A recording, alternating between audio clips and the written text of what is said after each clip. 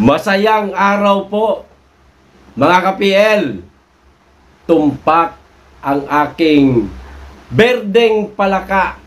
Ayan, kung si Maharlika merong puting ahas, meron po tayong berdeng palaka. Natandaan po ninyo na meron po akong live bago po ang hakbang ng Maisog Prayer Rally, na ang title po ay natataranta na sila sa gagawing hakbang ng Maisog Prayer Rally sa Cebu. Ngayon mga ka-PL, hindi lang po natataranta si Junior at itong Sungayan. Alam niyo po yung Sungayan? Ayan. Na Limunyita. Natatakot na di umano sila sa mga gagawin pang prayer rally ng hakbang ng Maisog at ng laban kasama ang bayan, kasi unti-unti nang nagigising ang mga kababayan natin.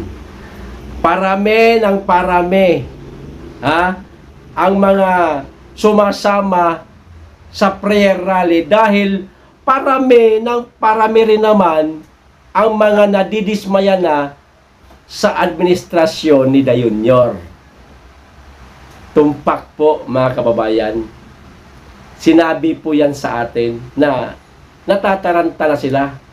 Pero ngayon, hindi lang po natataranta, kundi natatakot na ho sila.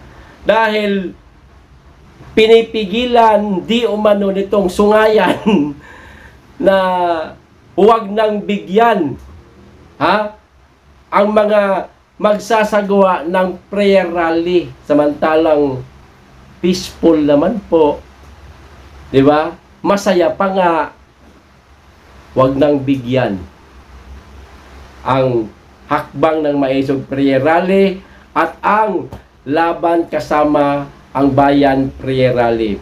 Pero mga kababayan, hindi po papayag ang Maisog Rally at ang laban kasama ang bayan prayer rally na hindi po makapagsagawa.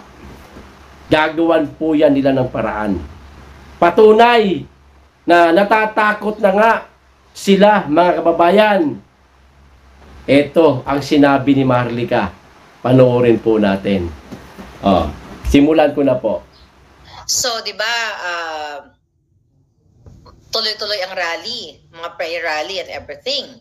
So, napag-alaman natin na iniipit ni Lisa Tanas ng gobyerno ni Kuting na huwag bigyan ng permit ang mga magrarally. Imagine niyo, nakalagay yan sa ating konstitusyon. Nasa Bill of Rights yan. Karapatan ng peaceful assembly. Pero, mga kababayan, ay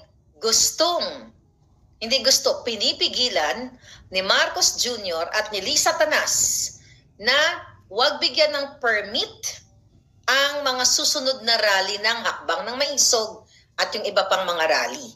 Kasi in the past, dun sa Liwasang Bonifacio, open yun. Hindi na kailangan ng rally ng permit, pero makipag-coordinate lang sa ating mga bruskong-bruskong mga kapulisan para mapanatili ang peaceful environment. Alright? So, yan ang kailangan yung malaman, na takot si Kuting at si Lisa Ahas na mag-assemble kayo. Mag-assemble kayo peacefully. Kasi yung ibang mga religious groups now ay nagpapahiwatig na sila ay maging kaisa natin, na mag-speak up. So ngayon, inaatasan ni Lisa Tanas ng gobyernong ito sa sulok man sa Pilipinas, especially, di ba, naalala nyo yung hakbang ng Maisog ay from Davao, tapos pupunta sa North, iikot. Remember that? Iikot talaga ito, iikot. So ngayon, yung mga darating na rally ng April, nagsisimula ng humingi tayo ng permit para legal ang ating pag-assemble dun sa lugar na yan, kung saan mang lugar niya mapili. So ngayon, napag-alaman natin, mga kababayan, na in-instruction na ng Malacanang na punong-puno ng ahas na huwag bigyan ng permit ang kahit anong rally na mag-i-criticize dito sa Jutang Ginemes na gobyernong Itech. But, kuting, kaya ba kayo nagsapakan, nagbatuhan? Dahil hindi nyo na nakakayanan ang pressure ng aming boses. Takot sila sa Jericho March, sabi ni Elker. Maliwanag, mga kababayan, pinipigilan nila ni Junior Di Umano at ni Babaeng Sungayan. Ayaw ho nila tayong pagsalitain, mga kababayan. Nyor, ano ba ito, Nyor? Marshalo na ba talaga, Nyor? Parang meron ng marshalo, Nyor, ayaw nyo nang pagsalitain yung mga kababayan natin. Abay, nasa Bill of Rights yan, Nyor. Konstitusyon yan, Nyor. Nasa batas yan.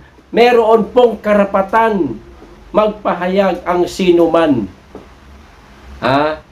Wag ganon.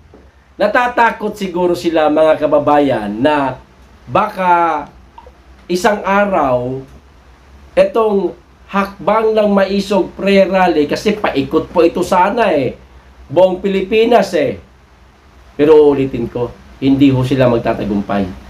Matutuloy at matutuloy po ang prayer rally ng Maisog.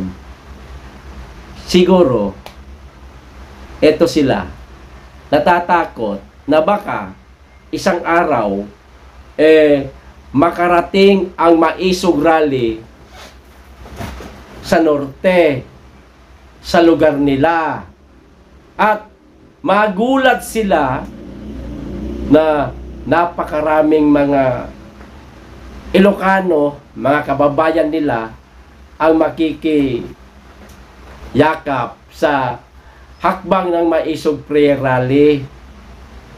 Mabubuko, mga kababayan, na walang solid north. Ayan. Kasi di umano, ayon po sa ating mga kaibigan na mga taga-norte, marami na rin pong mga nadismaya po sa pamamalakad ni Junior. Ayan, kaya maliwanag, mga kababayan, na takot po sila na baka isang araw umabot ang Maisog Prayer Rally sa lugar nila. Kaya ngayon pa lang, pinipigilan na nila. Hindi sila nagbibigay ng permit. Di ba? Pero hindi kayo magwawagi. Kailanman ang mga sungayan hindi magwawagi. Siyempre magwawagi ang mga nasa mabuti. Ayan, na ngayon binabaliktad ninyo, ginagawa ninyong masama itong mga nakikipaglaban para mansana ito sa bayan. Tandaan po ninyo, hindi po magsasalita ng ganito ang mga kababayan natin kung maayos ang pamamalakad ng inyong gobyerno. Tahimik sana kung ang nakikita ng mga kababayan natin ang intensyon ninyo ay para sa pag-unlad ng bayan, pagtulong sa mga mamamayan. Kaso pagtulong sa mga kaibigan nyo maging milyonaryo. At kung ano-ano pang problema na kinakaharap ngayon ng mga kapwa natin Pilipino at ng ating bayan. Tahimik man sana. Kayo po ang nagsimula ng ito. Kaya nagsasalita na. Hindi na mapigilan ng karamihan. Tandaan nyo, karamihan. Hindi ho iilan lang. Karamihan. Na may ayaw na po at gusto pong maglabas ng kanilang hinanaing. Ayan, laban sa inyo. Maliwanag, mga kababayan, takot na po sila. Pero uulitin ko, hindi sila magwawagi dahil magpapatuloy at lalaban po ang laban kasama ang Bayan Prayer Rally at ang Maisog. Maisog nga Mapipigilan mo ba yung Maisog? Oh, maisog na eh. Hindi weak. Weak pre-rally, hindi. Maisog. Matapang, ibig sabihin. Yan. Mga kababayan, abang-abangan po natin kung kailan po ang susunod na pre-rally ng maisog. Ayos, hanggang dito lang po. Maraming salamat. Mag-iingat kayong lagi at higit sa lahat, mahalin po natin ang Pilipinas.